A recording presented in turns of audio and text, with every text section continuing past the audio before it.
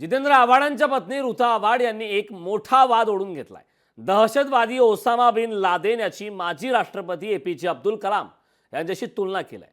या तुलनेमुळे ऋता आव्हाडांवर महायुतीने टीकेची झोड उठवली।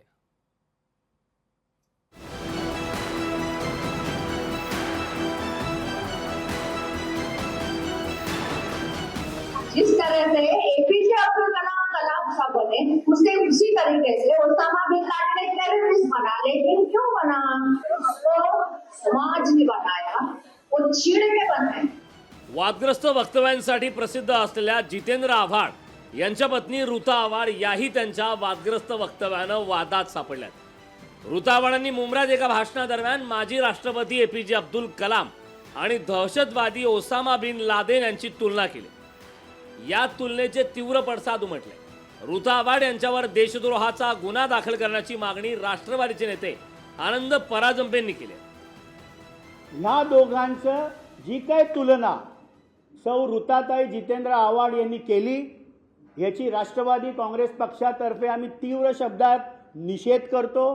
ठाण्याचे पोलीस आयुक्त आशुतोष डुमरे साहेबांना आम्ही विनंती करतो की संपूर्ण कार्यक्रमाचं रेकॉर्डिंग त्यांनी चेक करावं आणि राष्ट्रद्रोहाचा गुन्हा सौ ऋताताई आव्हाड यांच्यावर दाखल करावा। शरद पवारांच्या राष्ट्रवादीची तुतारी लादेनच्या उदात्तीकरणासाठी वाजते का, असा सवाल भाजपने केला।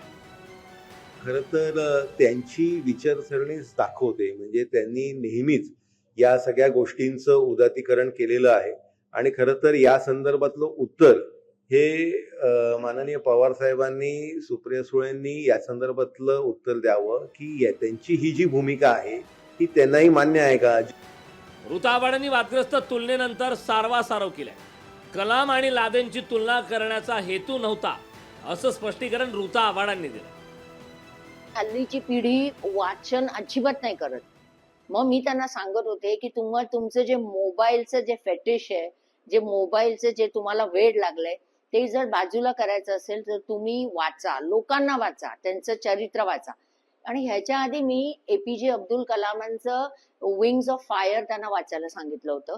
म्हटलं की एक नावाड्याचा मुलगा असून त्यांनी इस्रोच्या अध्यक्ष होण्यापर्यंत जी मजल मारली ती अमेझिंग आहे आयुष्यात। नंतर मी म्हटलं की दुसरीही आयुष्याला बाजू असते, जसं की ओसामा बिन लादेन। जितेंद्र आव्हाडांच्या वादग्रस्त वक्तव्यानं राष्ट्रवादी शरद पवार पक्षाची अनेक वेळा अडचण होते। ते कमी होतं की काय? आता ऋता आव्हाडांच्या वक्तव्यामुळे राष्ट्रवादी शरद पवार पक्ष बॅकफूटवर जाण्याची शक्यता आहे। शुभम कोळी, लोकशाही मराठी, ठाणे। लोकशाही मराठी ऐका, पहा, जागरूक रहा।